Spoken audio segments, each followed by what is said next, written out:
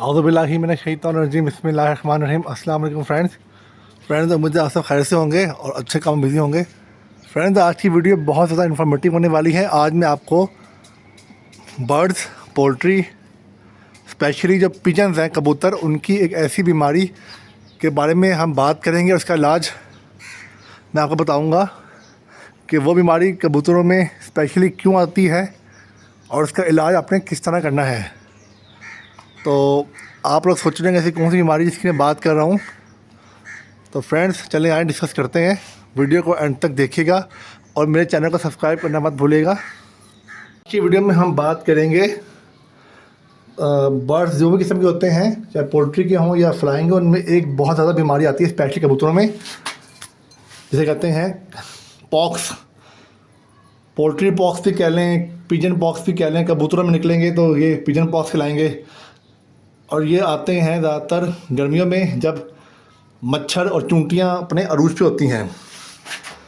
Specially जब आपके कबूतर जो हैं वो बच्चे हैच करें तो वो छोटे होते हैं और उनको वो काट लेते हैं चूंटियाँ या मच्छर।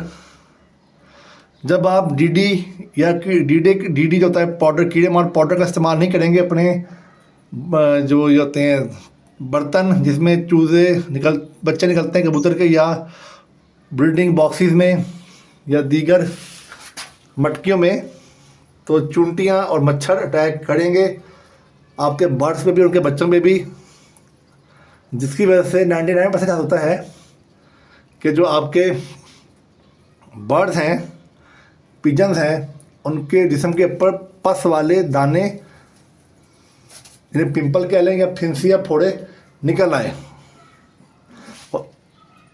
और जब आप नहीं इलाज करेंगे कबूतर के बच्चों का या कबूतरों का या दीगर बर्ड्स का, जो पॉक्स निकलेंगे, दाने निकलेंगे, तो चंद ही दिनों में वो दाने फैल जाएंगे और आपका बर्ड, कबूतर या कबूतर का बच्चा या दीगर बर्ड्स मर जाएंगे।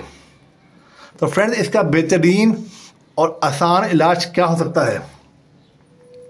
तो फ्रेंड, आज की वीडियो में मैं आपको पिजन पॉक्स का एक आसान इलाज बताऊंगा जो कि 100% काम करेगा।